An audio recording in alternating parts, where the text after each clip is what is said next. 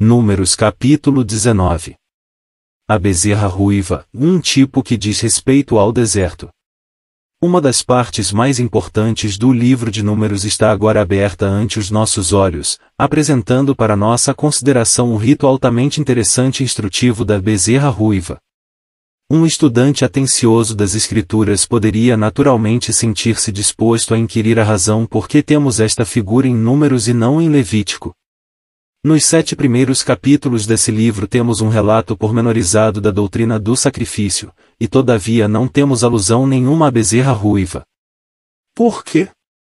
Que devemos aprender com o fato desta formosa ordenação ser apresentada no livro de Números e em nenhum outros cremos que nos oferece outra ilustração notável do caráter distinto do nosso livro. A bezerra ruiva é eminentemente um tipo do deserto.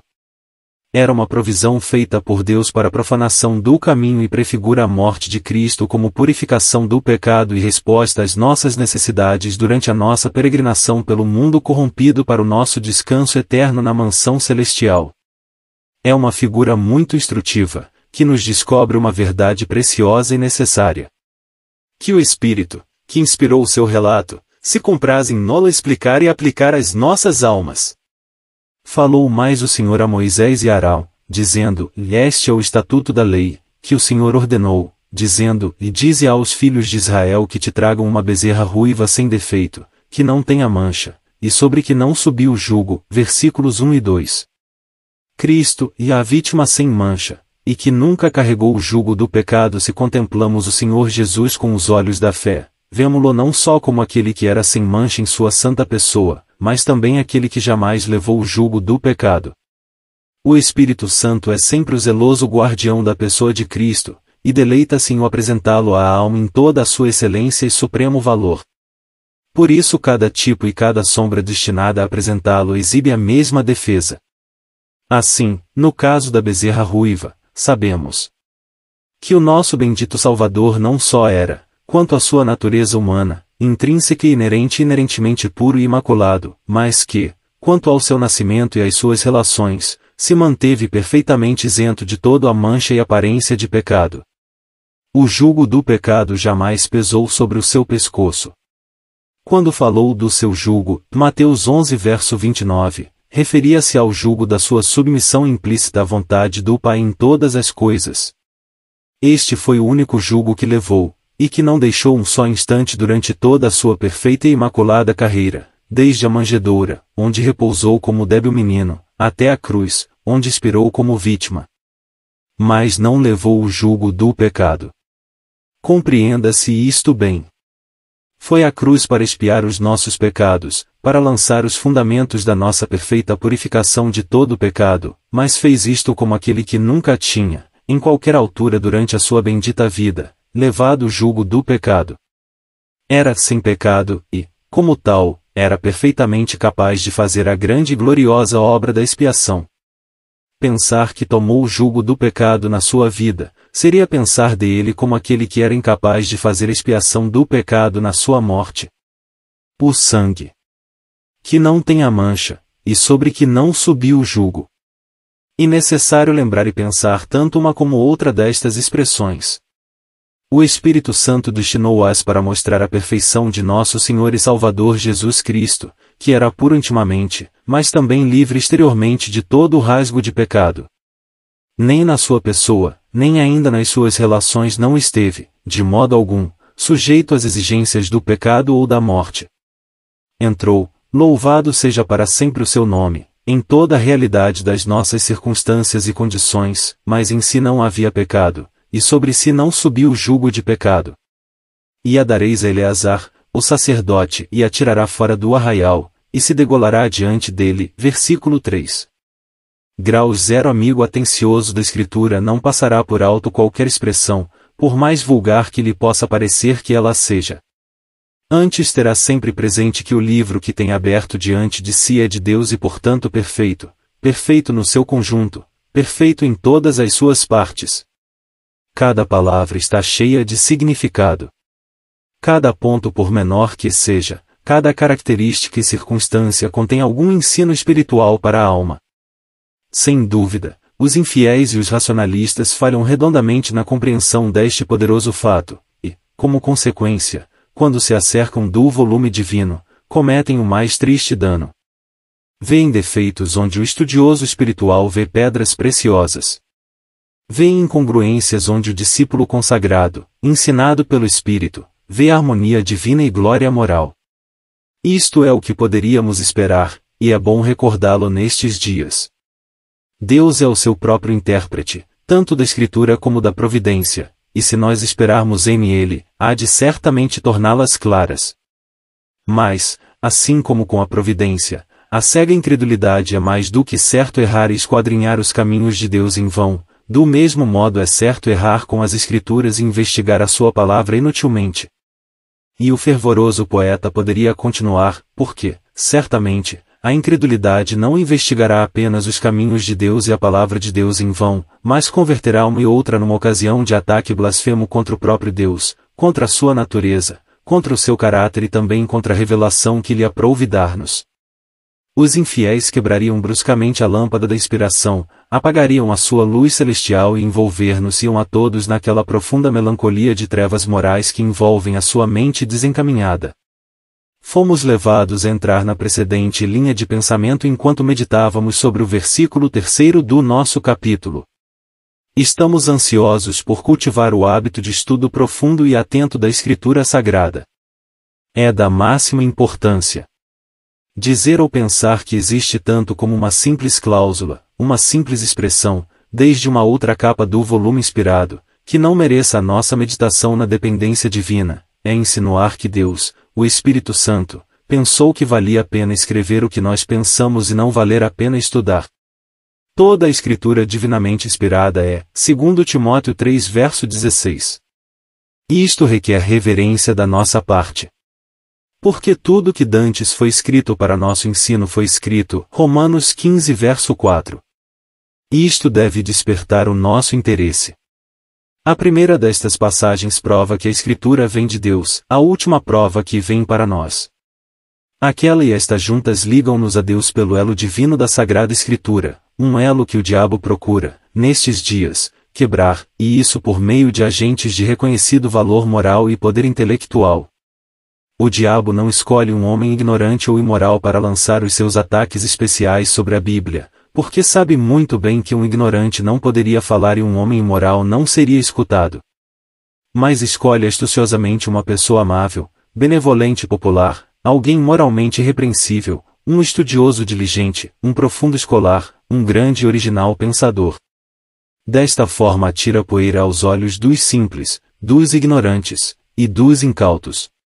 Amigo cristão, lembra-te disto, e se pudermos aprofundar em tua alma o sentimento inefável do valor da tua Bíblia, se pudermos desviar-te das rochas e areias movediças do racionalismo e da infidelidade, se formos usados como meios de estabelecer e fortalecer a tua alma na certeza de que quando estás debruçado sobre as páginas sagradas das Escrituras, estás bebendo da fonte cuja água correu gota a gota para ela do próprio seio de Deus, se pudermos alcançar algum ou todos estes resultados, não teremos de lamentar a digressão que fizermos do nosso capítulo, ao qual regressamos agora. E a dareis a Eleazar, o sacerdote, e a tirará fora do arraial, e se degolará diante dele. No sacerdote e na vítima temos uma figura da pessoa de Cristo. Ele foi, ao mesmo tempo, a vítima e o sacerdote. Mas não tomou as suas funções sacerdotais até que a sua obra como vítima foi cumprida. Isto explica a expressão na terceira cláusula do versículo 3º, e se degolará diante dele. A morte de Cristo foi cumprida na terra, e não podia, portanto, ser apresentada como o ato de sacerdócio. O céu e não a terra é a esfera do seu serviço sacerdotal. O apóstolo, na Epístola aos Hebreus, declara expressamente como súmula de uma esmerada e maravilhosa peça de argumento, que temos um sumo sacerdote tal, que está assentado nos céus à destra do trono da majestade, ministro do santuário e do verdadeiro tabernáculo, o qual o Senhor fundou, e não o homem. Porque todo sumo sacerdote é constituído para oferecer dons e sacrifícios, pelo que era necessário que este também tivesse alguma coisa que oferecer. Ora, se ele estivesse na terra, nem tampouco sacerdote seria, havendo ainda sacerdotes que oferecem dons segundo a lei, Hebreus 8 versos 1 a 4. Mas, vindo Cristo, o sumo sacerdote dos bens futuros, por um maior e mais perfeito tabernáculo, não feito por mãos, isto é, não desta criação, nem por sangue de bodes e bezerros, mas por seu próprio sangue, entrou uma vez no santuário, havendo efetuado uma eterna redenção. Porque Cristo não entrou num santuário feito por mãos, figura do verdadeiro, porém no mesmo céu, para agora comparecer, por nós, perante a face de Deus. Hebreus 9 versos 11, 12 e 24. Mas este, havendo oferecido um único sacrifício pelos pecados, está assentado à destra de Deus. Hebreus 10 verso 12. De todas estas passagens tomadas em ligação com Números 19 verso 3 aprendemos duas coisas, a saber, que a morte de Cristo não é apresentada como o ato próprio e normal do sacerdócio e, além disso, que o céu, não a terra, é a esfera do seu serviço sacerdotal. Não há nada novo nestas afirmações, têm sido apresentadas repetidas vezes por outras e é importante notar tudo que tende a ilustrar a perfeição e precisão da Sagrada Escritura. E interessantíssimo encontrar uma verdade, que brilha nas páginas do Novo Testamento, incluída em qualquer ordenação ou cerimônia dos tempos do Velho Testamento. Estas descobertas são sempre bem recebidas pelo amigo inteligente da Palavra de Deus. A verdade é, sem dúvida, a mesma onde quer que for achada, mas quando se oferece subitamente aos nossos olhos com brilho invulgar no Novo Testamento e é divinamente prefigurada no Velho, não temos apenas a verdade estabelecida, mas a unidade do volume ilustrada e reforçada. Não podemos deixar despercebido o lugar onde a vítima era morta. E a tirará fora do arraial. Como já foi acentuado, o sacerdote e a vítima estão identificados e formam conjuntamente um tipo de Cristo, mas acrescentasse, e se degolará diante dele, simplesmente, porque a morte de Cristo não podia ser apresentada como um do sacerdócio. Que maravilhosa precisão! E todavia não é maravilhosa, pois que mais podíamos esperar de um livro do qual cada linha vem diretamente de Deus? Se tivesse sido dito e ele a degolará, Números 19 estaria em desacordo com a Epístola aos Hebreus. Mas não, a harmonia do volume mostra refulgentes glórias. Que Deus nos dê graça para podermos discerni-las e apreciá-las. Por isso, Jesus sofreu fora da porta.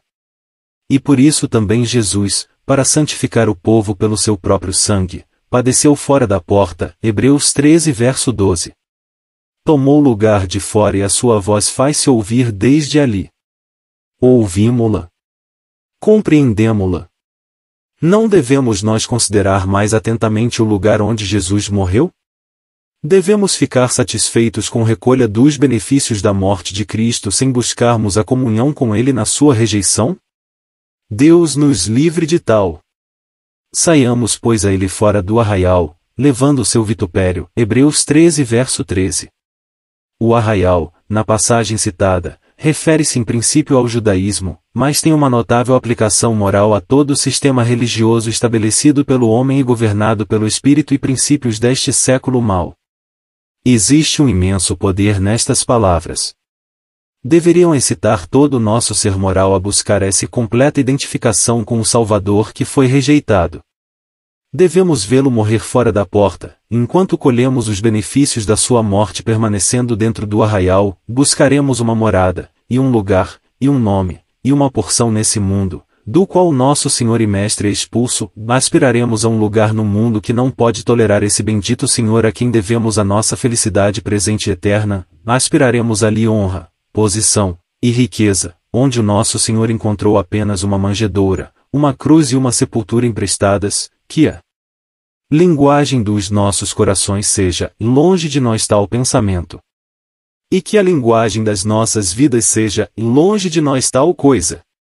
Possamos nós pela graça de Deus, e em resposta sincera à chamada do Espírito, dizer saiamos. Amigo cristão, não esqueçamos nunca que, quando encaramos a morte de Cristo, vemos duas coisas, a saber, a morte de uma vítima e a morte de um mártir. Uma vítima pelo pecado, um mártir pela justiça, uma vítima sob a mão de Deus, um mártir às mãos do homem.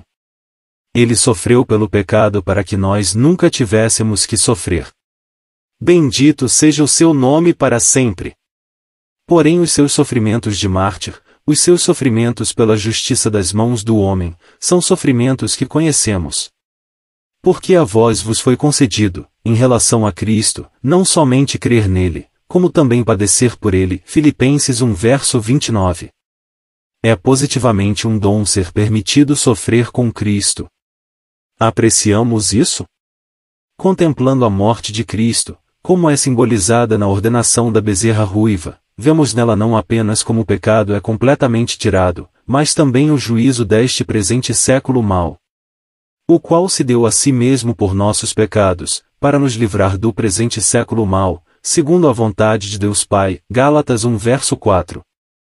As duas coisas são juntas aqui por Deus, e nós não devemos evidentemente nunca separá-las. Temos o juízo do pecado, em sua raiz e suas ramificações, e o juízo deste mundo. O primeiro dá perfeito descanso à consciência exercitada, enquanto que o último liberta o coração da influência intrigante do mundo, em suas múltiplas formas. Aquele purifica a consciência de todo o sentimento de culpa, este rompe o laço que liga o coração e o mundo. E é absolutamente necessário que o amigo compreenda e experimente praticamente a conexão que existe entre estas duas coisas. E muito possível perder de vista esta grande conexão, até mesmo contendendo e mantendo muitas verdades evangélicas, e pode afirmar-se afoitamente que sempre que esta ligação não existe, deve haver um grave defeito no caráter cristão. Encontramos frequentemente almas sinceras que têm sido despertadas pelo poder convincente do Espírito Santo, mas que ainda não têm conhecido, para a tranquilidade das suas consciências perturbadas, o pleno valor da morte expiatória de Cristo, tirando, para sempre, todos os seus pecados e trazendo-as para perto de Deus, sem uma mancha sobre a alma ou tormento na consciência. Se este for o estado atual do amigo, deve considerar a primeira cláusula do versículo que acabamos de citar, o qual se deu a si mesmo por nossos pecados. E uma afirmação bendita para uma alma atribulada. Resolve toda a questão do pecado. Se é verdade que Cristo se deu a si mesmo por meus pecados, nada mais resta senão alegrar-me com o fato precioso de que os meus pecados foram tirados.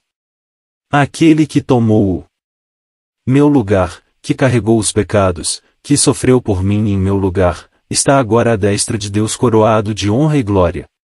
E isto me basta. Todos os meus pecados foram tirados para sempre.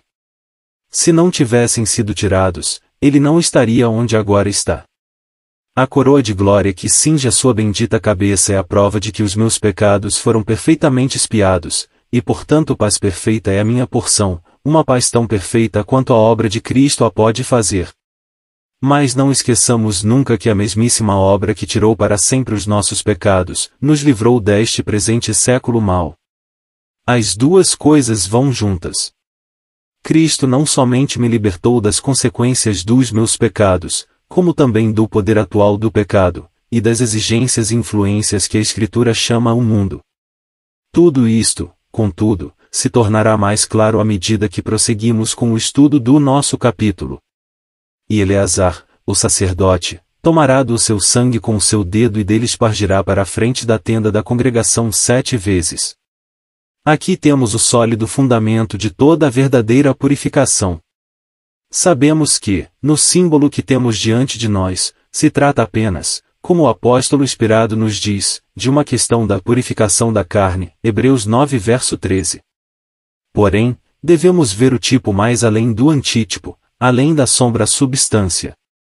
Na cétupla aspersão do sangue da bezerra ruiva para a frente da tenda da congregação temos uma figura da apresentação perfeita do sangue de Cristo a Deus, como o único lugar de encontro entre Deus e a consciência. O número 7, como tem sido frequentemente observado, é expressivo de perfeição e, na figura que temos perante nós, vemos a perfeição ligada à morte de Cristo, como expiação pelo pecado apresentada a Deus e aceitada por Ele. Tudo descansa sobre terreno divino. O sangue foi derramado e apresentado ao Deus Santo como perfeita expiação pelo pecado. Isto, quando é simplesmente aceito pela fé, deve aliviar a consciência de todo o sentimento de culpa e todo o temor de condenação. Nada há diante de Deus senão a perfeição da obra expiatória de Cristo. O pecado foi julgado e os nossos pecados foram tirados. Foram completamente apagados pelo precioso sangue de Cristo. Crer nisto é entrar no perfeito repouso da consciência. E aqui nota-se que não há mais alusão à aspersão do pecado em todo este singularmente interessante capítulo. Isto precisamente de harmonia com a doutrina de Hebreus 9 e 10. É outra ilustração da harmonia divina do volume sagrado. O sacrifício de Cristo, sendo divinamente perfeito, não necessita de ser repetido. A sua eficácia é divina e eterna. Mas, vindo Cristo, o sumo sacerdote dos bens futuros, por um maior e mais perfeito tabernáculo, não feito por mãos, isto é, não desta criação, nem por sangue de bodes e bezerros, mas por seu próprio sangue, entrou uma vez no santuário, havendo efetuado uma eterna redenção. Porque, se o sangue dos touros e bodes e a cinza de uma novilha, esparzida sobre os imundos, os santificam, quanto à purificação da carne, quanto mais o sangue de Cristo, que, pelo Espírito Eterno, se ofereceu a si mesmo imaculado e Deus, purificará a vossa consciência das obras mortas para servirdes ao Deus vivo. Hebreus 9 versos 11 a 14. Note-se a força destas palavras uma vez e eterna redenção. Veja-se como mostram a perfeição e a eficácia divina do sacrifício de Cristo. O sangue foi derramado uma vez para sempre.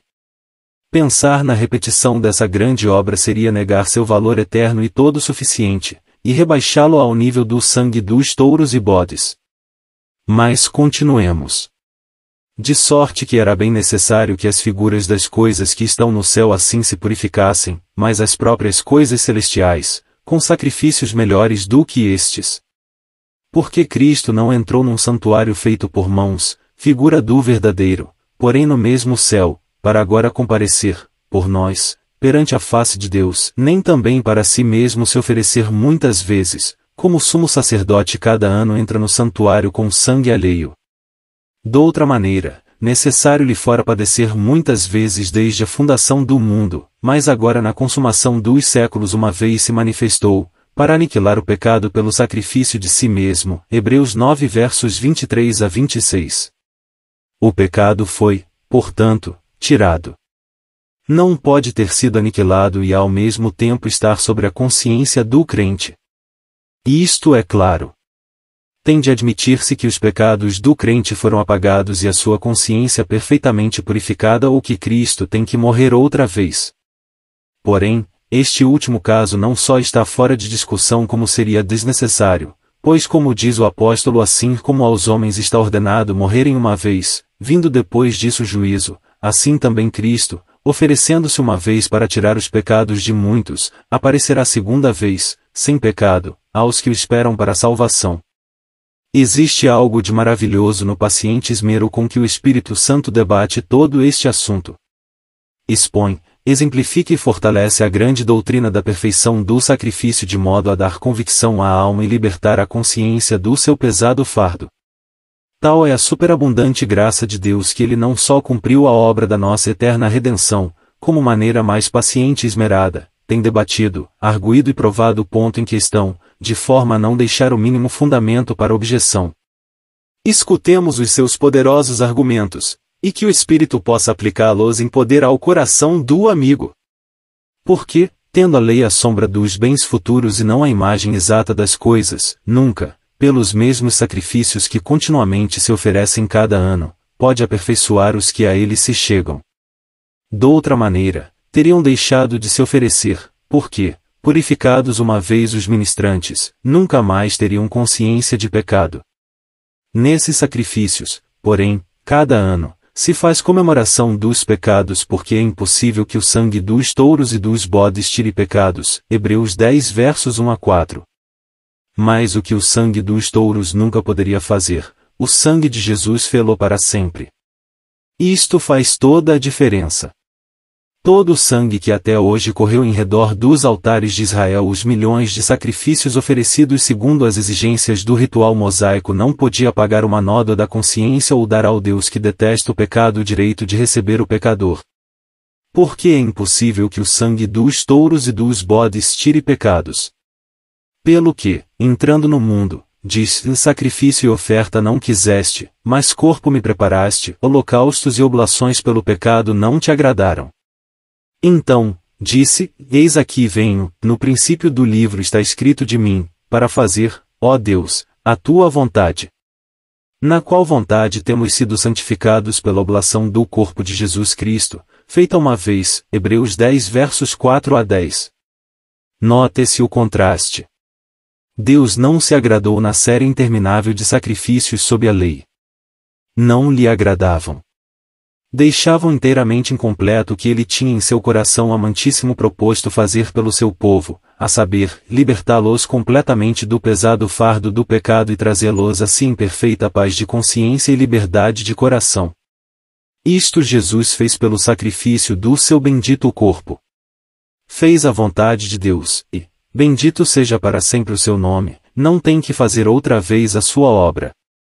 Podemos recusar crer que a obra está feita, recusar entregar as nossas almas à sua eficácia, entrar no repouso que ela tem a propriedade de comunicar, recusar gozar a santa liberdade de espírito que é capaz de nos dar, porém, a obra permanece na sua imperecível virtude, e os argumentos do Espírito a respeito dessa obra subsistem também em sua força e clareza sombrias às sugestões de Satanás, nem os nossos próprios argumentos incrédulos podem jamais tocar alguma destas verdades. Podem interferir, e, infelizmente, interferem com o gozo que as nossas almas têm da verdade, mas a verdade em si permanece a mesma. E assim todo sacerdote aparece cada dia, ministrando e oferecendo muitas vezes os mesmos sacrifícios, que nunca podem tirar pecados, mas este, havendo oferecido um único sacrifício pelos pecados, está assentado para sempre à destra de Deus, daqui em diante esperando até que os seus inimigos sejam postos por escabelo de seus pés. Porque, com uma só oblação, aperfeiçoou para sempre os que são santificados. Hebreus 10 versos 11 a 14. E em virtude do sangue de Cristo que nos é conferida uma eterna perfeição, e, podemos certamente acrescentar, é devido também a esse sangue que as nossas almas podem essa perfeição. Ninguém imagine que está prestando honra à obra de Cristo ou ao testemunho do Espírito a respeito dessa obra quando recusa aceitar aquela perfeita remissão de pecados que lhe é anunciada pelo sangue da cruz.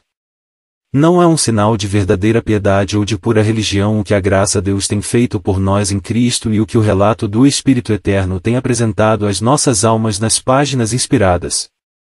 Amigo cristão, não parece estranho que, apresentando a palavra de Deus à nossa vista Cristo assentado à destra de Deus, em virtude da redenção cumprida, nós não estamos virtualmente em melhores circunstâncias do que aqueles que tinham um sacerdote humano de pé ministrando cada dia e oferecendo os mesmos sacrifícios?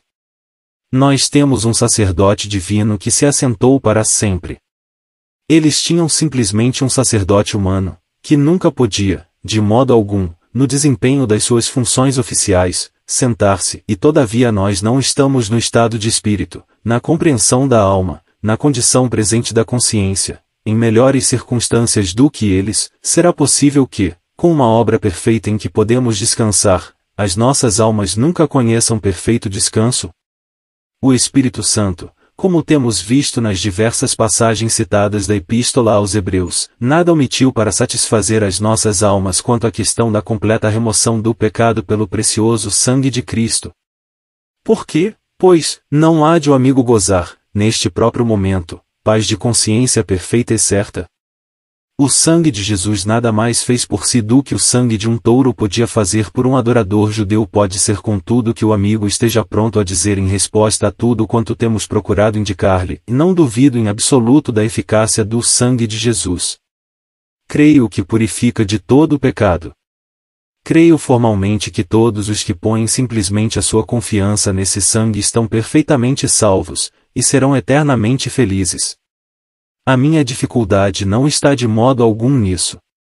O que me atormenta não é a eficácia do sangue, na qual eu creio plenamente, mas o meu interesse pessoal nesse sangue, do qual não tenho prova aceitável. Esse é o segredo de todas as minhas dificuldades. A doutrina do sangue é tão clara como os raios solares, mas a questão do meu interesse nela está envolvido em desesperada escuridão. Ora se está a expressão dos sentimentos do amigo sobre este tão importante assunto, isso apenas prova a sua necessidade de ponderar atentamente o capítulo 19 de Números. Verá ali como a verdadeira base de toda a purificação se encontra nisto, que o sangue da expiação tem sido apresentado a Deus e aceito por Ele. É uma verdade preciosa, mas muito pouco compreendida. É de toda a importância que a alma realmente ansiosa tenha uma visão clara do assunto da expiação. É tão natural para todos nós estarmos ocupados com os nossos pensamentos e sentimentos sobre o sangue de Cristo, e pouco com o próprio sangue e os pensamentos de Deus seu respeito. Se o sangue foi perfeitamente apresentado a Deus, se Ele o aceitou e se glorificou a si mesmo tirando o pecado, então o que resta para a consciência divinamente exercitada se não encontrar perfeito descanso no que tem satisfeito todos os direitos de Deus, conciliado os seus tributos, e lançado os fundamentos dessa base maravilhosa sobre a qual podem encontrar-se o Deus aborrecedor do pecado e o pecador arruinado? Por que introduzir a questão do meu interesse no sangue de Cristo, como se a obra não estivesse completa sem alguma coisa da minha parte, chama-se-lhe o que se quiser, o meu interesse, os meus sentimentos, a minha experiência, a minha aplicação, ou qualquer outra coisa? Por que não descansar somente em Cristo? Isto seria realmente ter interesse em Ele. Mas logo que o coração começa a estar ocupado com a questão do seu próprio interesse, logo que a vista é desviada do objetivo divino que a Palavra de Deus e o Espírito Santo apresentam, então seguem-se trevas espirituais e perplexidade, e a alma, em vez de se regozijar na perfeição da obra de Cristo, é atormentada pelos seus pobres e imperfeitos sentimentos. Bendito seja Deus, o fundamento da obra de purificação do pecado é estável e paz perfeita para a consciência. A obra da expiação fez-se. Tudo está consumado. O grande antítipo da bezerra ruiva foi morto. Entregou-se a si mesmo à morte sob a ira e o juízo de um Deus Santo, para que todos os que põem a sua confiança em Ele pudessem conhecer, no profundo secreto das suas almas, purificação divina e perfeita paz. Estamos purificados quanto à consciência, não pelos nossos pensamentos quanto ao sangue, mas pelo próprio sangue. Devemos insistir nisto. Deus mesmo tem feito valer o nosso título, e esse título encontra-se somente no sangue. Esse precioso sangue de Jesus que fala de profunda paz para toda a alma atribulada que repousa simplesmente sobre a sua eterna eficácia. Por que podemos perguntar, que a bendita doutrina do sangue é tão pouco compreendida e apreciada? Por que persistem as pessoas em confiar em alguma coisa a mais ou em misturar com ela outras coisas?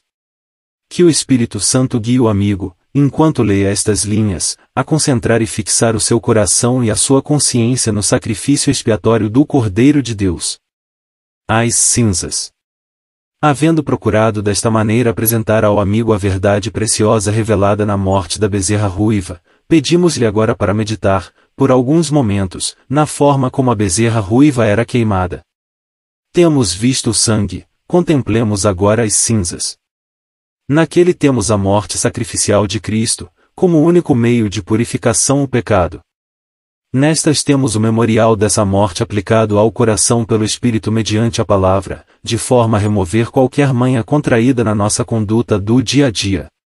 Isto dá uma grande perfeição e beleza a este interessantíssimo tipo. Deus não tem feito apenas provisão para os pecados passados, mas também para a contaminação no presente, de forma a podermos estar sempre diante de si em todo o valor da obra perfeita de Cristo. Ele quer que, estando inteiramente limpos, pisemos os átrios do seu santuário, os sagrados recintos da sua presença. E não somente nos vê assim como, bendito seja o seu nome para sempre, deseja que façamos outro tanto no íntimo da nossa consciência. Quer dar-nos, pelo Espírito, mediante a palavra, o profundo sentimento de pureza à sua vista, de forma que a corrente de comunhão consigo possa ocorrer sem agitação e sem obstáculos. Mas se andarmos na luz, como Ele na luz está, temos comunhão uns com os outros, e o sangue de Jesus Cristo, seu Filho, nos purifica de todo o pecado. João 1 verso 7.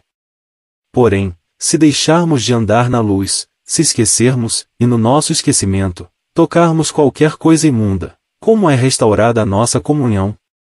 Apenas pela remoção da contaminação. E como pode ser isto efetuado? mediante a aplicação aos nossos corações e às nossas consciências da verdade preciosa da morte de Cristo.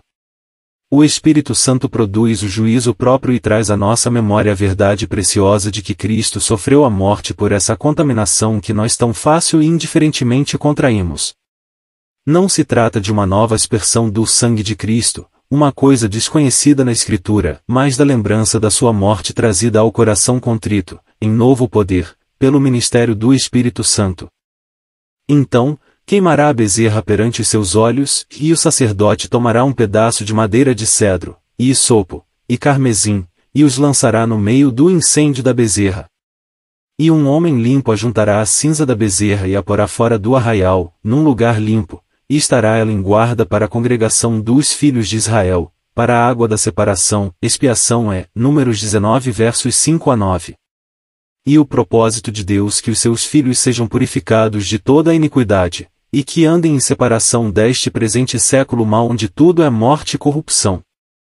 Esta separação é efetuada pela ação da palavra no coração e o poder do Espírito Santo. Graça e paz da parte de Deus Pai e da de nosso Senhor Jesus Cristo, o qual se deu a si mesmo por nossos pecados, para nos livrar do presente século mau, segundo a vontade de Deus, nosso Pai. Gálatas 1 versos 3 e 4. Aguardando a bem-aventurada esperança e o aparecimento da glória do grande Deus e nosso Senhor Jesus Cristo, o qual se deu a si mesmo por nós, para nos remir de toda iniquidade e purificar para si um povo seu especial, zeloso de boas obras. Tito 2 verso 13, 14. E notável o modo como o Espírito de Deus apresenta constantemente, em ligação íntima, o perfeito alívio da consciência de todo o sentimento de culpa e a libertação do coração da influência moral deste presente século mau. Portanto, prezado amigo, devemos ter o cuidado de manter a integridade desta conexão. E, evidentemente, é só pela energia graciosa do Espírito Santo que podemos fazer assim, mas deveríamos procurar, sinceramente, compreender e mostrar na prática o laço bendito que existe entre a morte de Cristo considerada como expiação do pecado e como poder moral de separação deste mundo. Muitos do povo de Deus nunca vão mais além da primeira verdade, se é que chegam a alcançá-la. Muitos parecem estarem muito satisfeitos com o conhecimento do perdão dos pecados pela obra expiatória de Cristo, enquanto que, ao mesmo tempo, não chegam a compreender o estado de morte quanto ao mundo em virtude da morte de Cristo e da sua identificação com ele nessa morte. O que significam as cinzas? Ora, quando contemplamos a queima da bezerra ruiva em Números 19, quando examinamos esse montão de cinzas que descobrimos, podemos dizer em resposta, encontramos ali os nossos pecados. Na verdade, graças sejam dadas a Deus e ao Filho do seu amor, encontramos com efeito ali os nossos pecados, as nossas iniquidades, as nossas transgressões, a nossa culpa como carmesim, tudo reduzido a cinzas. Mas não há nada mais, não podemos por meio de uma cuidadosa análise descobrir nada mais? Descobrimos, incontestavelmente. Encontramos ali a natureza em cada fase da sua existência desde o ponto mais alto ao mais baixo da sua história. Além disso, encontramos ali toda a glória deste mundo. O cedro e o hisopo representam a natureza nos seus mais afastados extremos, e, rendendo os seus extremos, eles tomam tudo que se encontra entre si. Salomão falou também das árvores, desde o cedro que está no Líbano até ao hisopo que nasce na parede, segundo Reis 4 verso 33.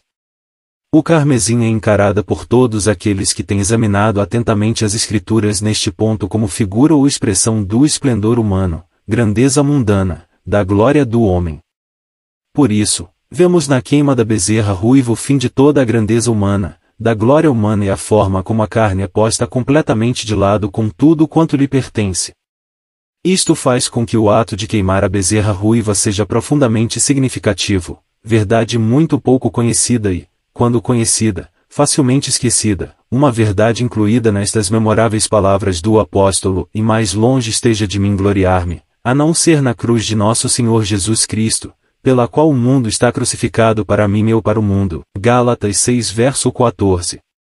Somos todos inclinados a aceitar a cruz como a base de libertação de todas as consequências dos nossos pecados e de plena aceitação por Deus, e, ao mesmo tempo, recusamo-la como a base da nossa completa separação do mundo.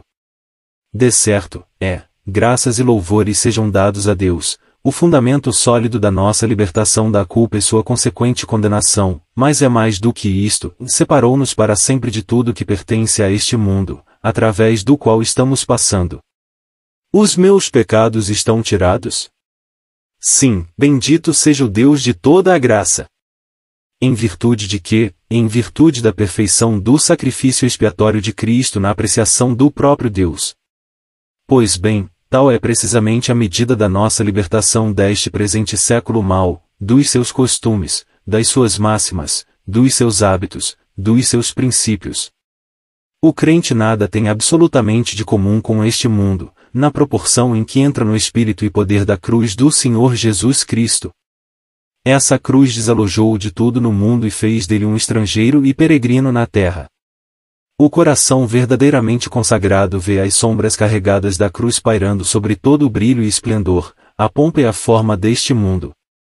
Paulo viu isto e a sua visão levou-o a considerar o mundo, em todos os seus mais elevados aspectos, nas suas formas mais atrativas, nas suas mais brilhantes glórias, como esterco. Tal era o apreço formado acerca deste mundo por um que havia sido educado aos pés de Gamaliel. O mundo está crucificado para mim, disse ele, e eu para o mundo. Tal era Paulo, e assim deveria ser todo cristão, um estrangeiro na terra, um cidadão do céu, e isto não meramente em sentimento ou teoria, mas em fato e realidade, porque, tão certo como a nossa libertação do inferno é mais do que um mero sentimento ou uma teoria, assim é seguramente a nossa separação deste presente século mau. Uma coisa é tão positiva e verdadeira como a outra. Mas, queremos perguntar, por que não é esta grande verdade prática mais compreendida pelos cristãos renascidos no momento presente? Por que somos tão vagarosos em insistir uns com os outros por uma separação no poder da cruz de Cristo? Se o meu coração ama Jesus, não buscarei um lugar, uma porção, ou um nome onde ele encontrou apenas a cruz de um malfeitor. Isto, prezado amigo, é o modo mais simples de encarar o assunto. Ama realmente a Cristo? O seu coração foi tocado atraído pelo seu maravilhoso amor por si? Se é assim, lembre-se de que ele foi rejeitado por este mundo. Sim, Jesus foi e ainda é rejeitado por este mundo. Nada mudou. O mundo é ainda o mundo, e note-se que uma das invenções de Satanás é induzir as pessoas que aceitam a salvação de Cristo a recusarem ser identificadas com ele na sua rejeição, a aproveitarem-se da obra expiatória da cruz enquanto se estabelecem comodamente no mundo, que está manchado com a culpa de haver pregado Cristo nessa cruz.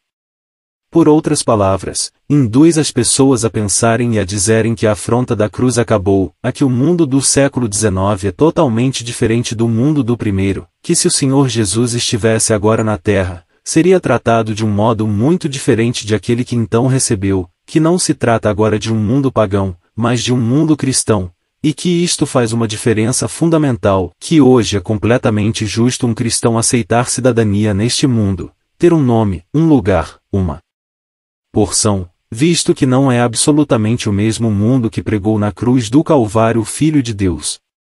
Ora nós sentimos que é do nosso dever estar com todos os que leem estas linhas que isto é, na verdade, uma mentira do principal inimigo das almas. O mundo não mudou, pode ter mudado na aparência, mas não mudou a sua natureza, o seu espírito, os seus princípios. Aborrece Jesus tão cordialmente como quando se ouviu o grito fora com ele. Crucifica-o. Não existe realmente mudança.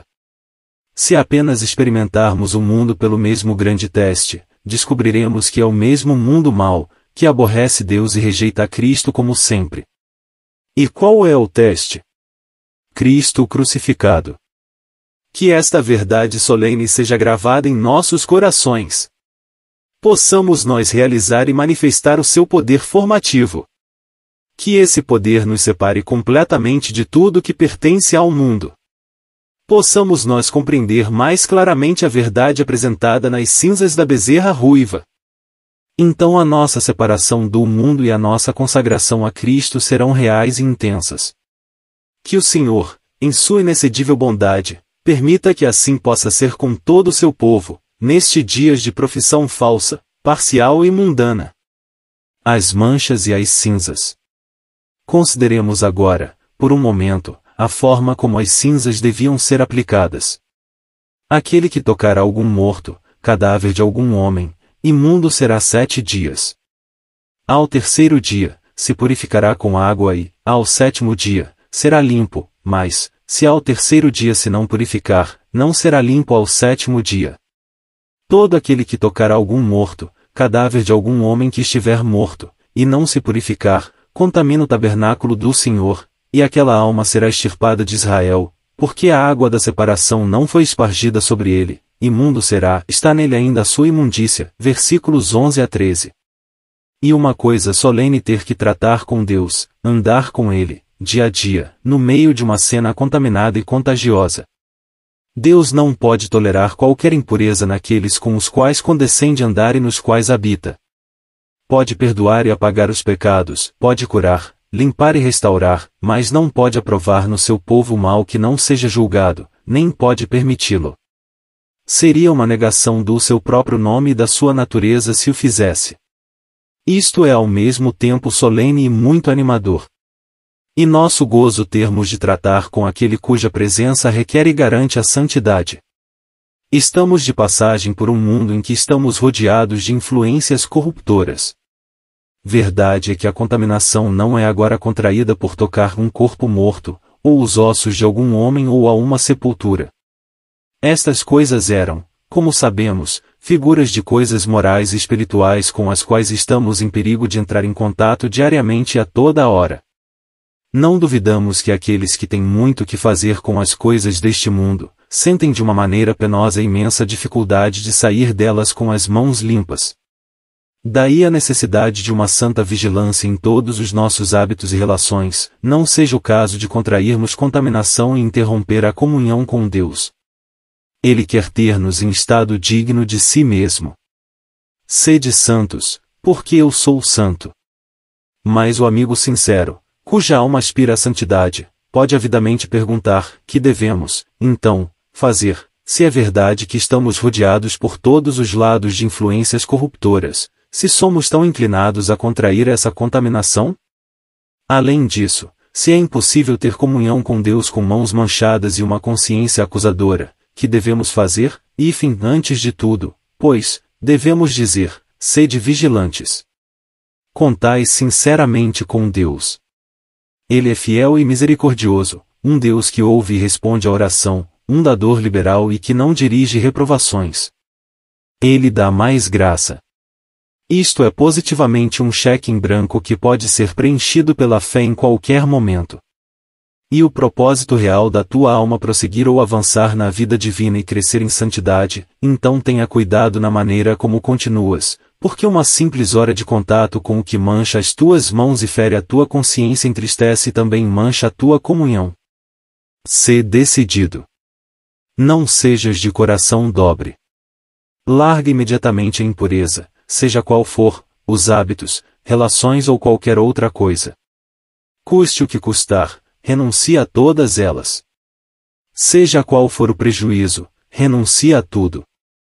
Nenhum interesse mundano, ou vantagem terrestre pode compensar a perda de uma consciência pura e um coração sossegado e a luz do semblante do Pai Celestial.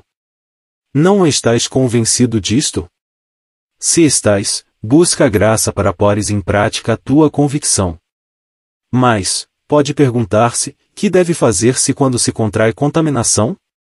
Como deve remover-se a corrupção? Escutemos a resposta em linguagem figurativa de Números 19, para um imundo, pois, tomarão do pó da queima da expiação e sobre ele porão água viva num vaso. E um homem limpo tomará esopo, e o molhará naquela água, e a espargirá sobre aquela tenda, e sobre todo o fato, e sobre as almas que ali estiverem, como também sobre aquele que tocar os ossos, ou algum que foi morto, ou que faleceu, ou uma sepultura. E o limpo, ao terceiro e sétimo dias, espargirá sobre o imundo, e, ao sétimo dia, o purificará e lavará as suas vestes, e se banhará na água, e à tarde será limpo. Versículos 17 a 19. O amigo dirá que, nos versículos 12 e 18, é mostrada uma dupla ação. A ação do terceiro dia e a ação do sétimo eram ambas essencialmente necessárias para remover a contaminação cerimonial causada pelo contato com as diversas formas de morte acima especificadas.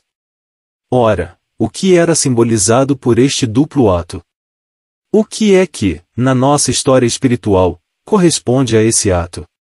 Cremos que é isto, e se, por falta de vigilância e energia espiritual, tocamos alguma coisa impura e ficamos contaminados, podemos desconhecer esse fato, mas Deus sabe tudo sobre o assunto. Ele tem cuidado de nós e vela por nós, não como juiz indignado, bendito seja o seu nome, ou um austero crítico, mas como um Pai amantíssimo, que nunca nos imputará coisa alguma, porque tudo foi, a longo termo, imputado àquele que morreu em nosso lugar. Contudo, embora nada nos seja imputado por ele, não deixará de nos fazer sentir o mal profunda e vivamente. Será um fiel repreensor do que é impuro, e pode reprovar tudo tanto mais energicamente quanto é certo que nunca o considera contra nós. O Espírito Santo traz o nosso pecado à memória e isto causa ao coração inexprimível angústia. Esta angústia pode continuar por algum tempo. Pode dar instantes, dias, meses ou anos. Encontramos uma vez um jovem cristão que se havia considerado infeliz durante 3 anos por ter ido numa excursão com alguns amigos mundanos. Cremos que esta convicção do Espírito Santo está simbolizada pela ação do terceiro dia. Ele recorda-nos o nosso pecado, e então traz à nossa memória e aplica às nossas almas, por meio da palavra escrita, o valor da morte de Cristo como que já tirou a contaminação que tão facilmente contraímos. Isto corresponde à ação do sétimo dia, tira a contaminação e restaura a comunhão. E recorde-se atentamente que nunca podemos ser libertados da contaminação de qualquer outro modo. Podemos procurar esquecer, curar ou passar ligeiramente sobre a ferida, fazer pouco caso do assunto ou deixar ao tempo cuidado de o apagar da nossa memória. Mas isto de nada valerá, ou antes, é trabalho perigoso. Não há nada mais desastroso do que gracejar com a consciência ou os direitos da santidade. E é tão insensato como perigoso, porque Deus tem, em sua graça, preparado o meio de remover impureza que sua santidade detecta e condena. Mas a impureza tem de ser removida, de contrário a comunhão é impossível. Se eu te não lavar, não tens parte comigo, João 13 verso 8. A suspensão da comunhão do crente corresponde à extirpação de um membro da congregação de Israel. O cristão não pode jamais ser separado de Cristo, mas a sua comunhão pode ser interrompida por um simples pensamento pecaminoso, e esse pensamento pecaminoso tem de ser julgado e confessado e a sua mancha tirada, antes que a comunhão seja restaurada. É bom lembrar isso. É uma coisa grave gracejar com o pecado. Podemos estar certos de que não é possível comunhão com Deus e andar em contaminação. Pensar isso é blasfemar o próprio nome, a própria natureza e o trono da majestade de Deus. Não, prezado amigo, devemos conservar uma consciência limpa, e manter a santidade de Deus, de contrário em breve faremos naufrágio da fé e cairemos de todo. Que o Senhor nos mantenha andando suave eternamente, vigiando e orando até que temos posto de lado os nossos corpos do pecado e morte e entrado nesse bendito e resplandecente mundo celestial, onde o pecado, a morte e a contaminação são desconhecidos. No estudo das ordenações e cerimônias da dispensação levítica, nada é tão notável como o cuidado cioso com que o Deus de Israel velava sobre o seu povo a fim de que ele pudesse ser preservado de toda a influência de contaminação. De dia e de noite, acordados ou a dormir, em casa ou fora de casa, no seio da família e no caminho solitário, os seus olhos estavam postos neles. Cuidava do seu alimento, do seu vestuário, dos seus hábitos e utensílios domésticos. Instruiu-os cuidadosamente quanto ao que podiam e não podiam comer, acerca do que podiam e do que não podiam vestir. Manifestou-lhes também claramente os seus pensamentos acerca do contato e manejo das coisas.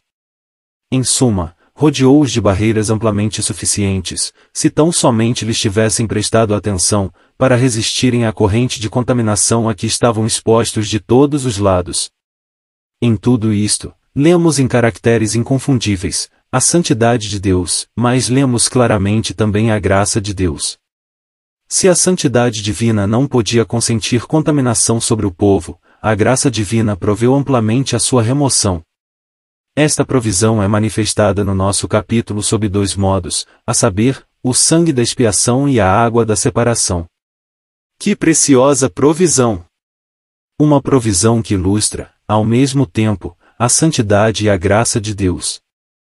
Não conhecêssemos nós a ampla provisão da graça divina, então os direitos elevados da santidade divina seriam inteiramente esmagadores, mas estando seguros da primeira, podemos regozijar-nos de todo o coração na última. Poderíamos nós desejar ver o padrão da santidade divina rebaixado no mínimo? Longe de nós tal pensamento. Como poderíamos sentir tal desejo, visto que a graça divina proveu amplamente o que a santidade divina requeria? Um israelita podia se estremecer ao ouvir palavras como estas: naquele que tocar a algum morto, cadáver de algum homem, imundo será 7 dias. E, também, em aquele que tocar a algum morto, cadáver de algum homem que estiver morto, e não se purificar contamina o tabernáculo do Senhor, e aquela alma será extirpada de Israel. Tais palavras podiam, na verdade, apavorar o seu coração. Podia sentir-se levado a exclamar: como poderia eu jamais escapar à contaminação? Mas, então, e as cinzas da bezerra queimada, e a água da separação? O que significavam? Mostram um memorial do sacrifício da morte de Cristo, aplicada ao coração pelo poder do Espírito de Deus. Ao terceiro dia se purificará com ela, e ao sétimo dia será limpo, mas, se ao terceiro dia se não purificar, não será limpo ao sétimo dia. Se contraímos contaminação, ainda que seja por negligência, essa contaminação deve ser removida, antes da nossa comunhão pode ser restaurada. Contudo, não podemos libertar-nos da mancha por qualquer esforço da nossa parte. A contaminação só pode ser removida pelo uso da provisão graciosa de Deus, a água da purificação. Um israelita não podia remover por seus próprios esforços a contaminação causada pelo contato de um corpo morto, do mesmo modo que não tinha podido partir de Faraó ou libertar-se do azorrague dos exatores de Faraó. Cristo, o sacerdote e o advogado. E note, amigo, que não era uma questão de oferecer um novo sacrifício nem de nova aplicação do sangue. É da máxima importância que isto seja claramente compreendido. A morte de Cristo não pode ser repetida. Sabendo que, havendo Cristo ressuscitado dos mortos, já não morre, a morte não mais terá domínio sobre ele. Pois, quanto a ter morrido, de uma vez morreu para o pecado, mas, quanto a viver, vive para Deus. Romanos 6 versos 9 e 10. Estamos, pela graça de Deus, sobre o pleno valor da morte de Cristo, mas visto que estamos rodeados por todos os lados por tentações e ciladas, e visto que temos em nós tais aptidões e tendências, e, além disso, visto que temos um adversário poderoso que está sempre alerta para nos enredar e nos arrastar do caminho da verdade e pureza, não poderíamos avançar um só momento se não fosse a forma graciosa com que o nosso Deus tem providenciado para todas as nossas necessidades pela preciosa morte e prevalecente advocacia de nosso Senhor Jesus Cristo. Não só fomos lavados de todos os nossos pecados e reconciliados com um Deus Santo pelo sangue de Jesus Cristo, como temos um advogado para com o Pai, Jesus Cristo, o justo.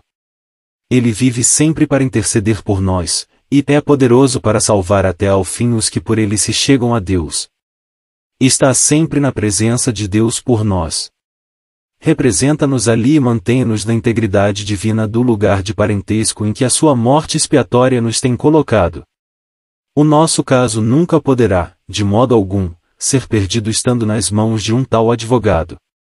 Ele terá de deixar de viver, antes que o mais fraco dos seus santos possa perder-se.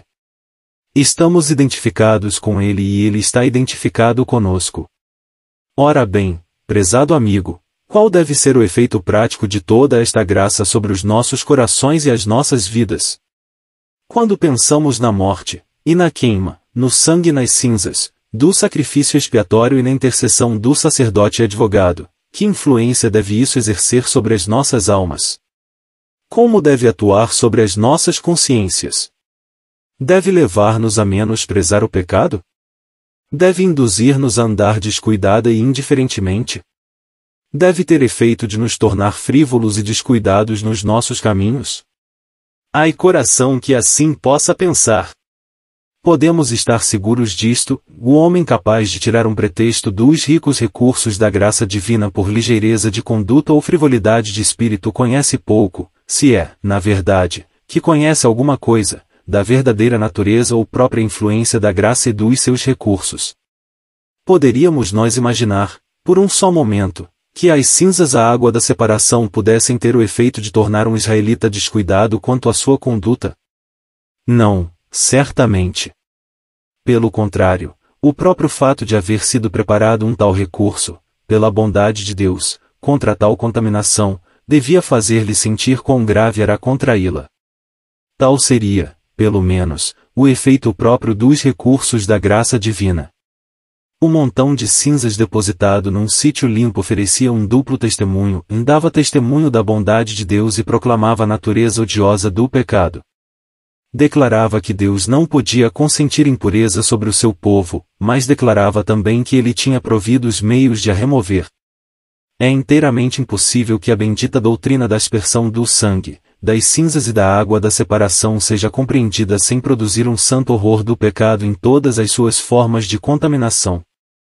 E, demais, podemos asseverar que aquele que alguma vez sentiu a angústia de uma consciência manchada não pode contrair frivolamente contaminação. Uma consciência pura é um tesouro precioso demais para ser levianamente abandonado, e uma consciência manchada é um fardo demasiado pesado para se tomar com ligeireza. Mas bendito seja o Deus de toda a graça. Ele tem providenciado para todas as nossas necessidades de uma maneira perfeita, e providenciou desta maneira, não para nos tornarmos negligentes, mas para nos tornar vigilantes. Meus filhinhos, estas coisas vos escrevo para que não pequeis. Mas logo em seguida acrescenta: e, se alguém pecar, temos um advogado para com o Pai, Jesus Cristo, o justo, e ele é a propiciação pelos nossos pecados, e não somente pelos nossos, mas também pelos de todo o mundo. 1 João 2 versos 1 e 2. Mas devemos dar por terminados os nossos comentários sobre esta parte do livro. Queremos apenas acrescentar uma palavra sobre os versículos finais do nosso capítulo. Isto lhe será por estatuto perpétuo, e o que espargir a água da separação lavará as suas vestes, e o que tocar a água da separação será imundo até a tarde. E tudo que o imundo tocar também será imundo, e a alma que o tocar será imunda até a tarde. Versículos 21 e 22. No versículo 18 aprendemos que era necessária uma pessoa limpa para espargir a imunda, e no versículo 21 é dito que o ato de espargir outro contaminava o que fazia a aspersão. Juntando estes dois fatos, nós aprendemos, como alguém disse, que aquele que tem de tratar do pecado de outro, ainda que seja por dever, para o limpar, é ele mesmo contaminado, não como uma pessoa culpada, verdade seja, mas não pode tocar o pecado sem ser contaminado. E aprendemos também que, a fim de guiar outro ao gozo da virtude purificadora da obra de Cristo, nós próprios temos de estar no pleno gozo dessa obra purificadora. E bom recordarmos isto. Aqueles que aplicavam a água de separação aos outros tinham que usar essa água para si próprios. Que as nossas almas compreendam bem isto. Possamos nós permanecer sempre no sentimento da perfeita pureza em que a morte de Cristo nos introduz e na qual a sua obra sacerdotal nos mantém. E, esqueçamos nunca que o contato com o mal contamina. Era assim sob a dispensação mosaica, e é assim agora.